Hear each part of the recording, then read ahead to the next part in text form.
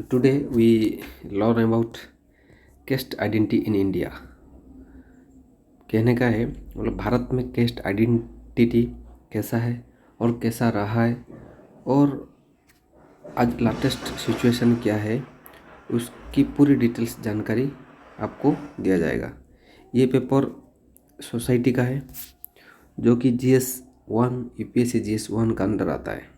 ठीक है, मतलब कैस्ट हम शुरू करने से पहले आपको ये तो पता ही है कैस्ट मतलब क्या है। हमारा इधर डिफरेंट टाइप ऑफ कैस्ट है, जैसे ब्राह्मण हो गया, क्षत्रिय हो गया, वैश्य, शूद्र पहले से था, आज भी है और कई सारे सदियों से ये सारे कहावत चल के आ रहा है। जिस मतलब ब्राह्मण हो तो क्या करता है, क्षत्रिय हो तो क्या करता था, वैश्य है तो क्या करता, शूद्र है तो क्या करता था, है ना।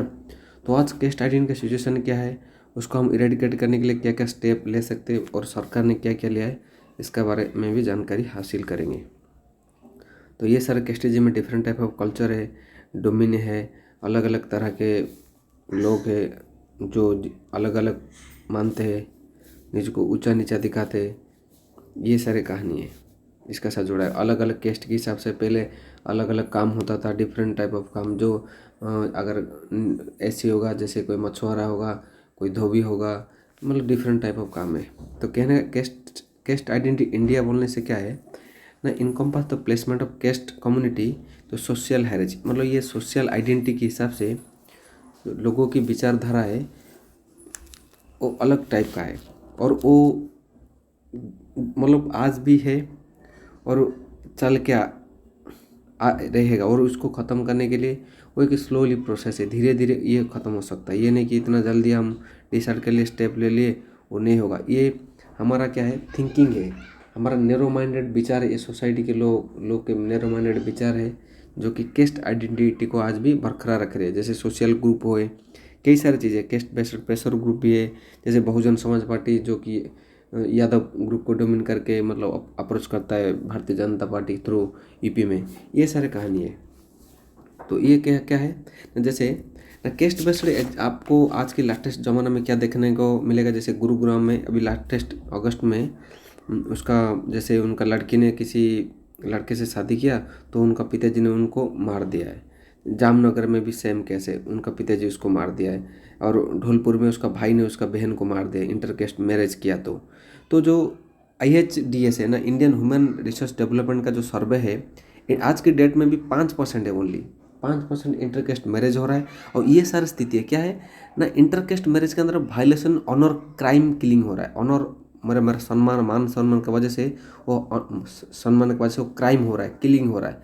तो इसके वजह से इंटरकेस्ट को ख़त्म करना, मतलब आज के ज़माने में भी ये इंटरकेस्ट ख़त्म करना ये लॉन्ग प्रोसेस है।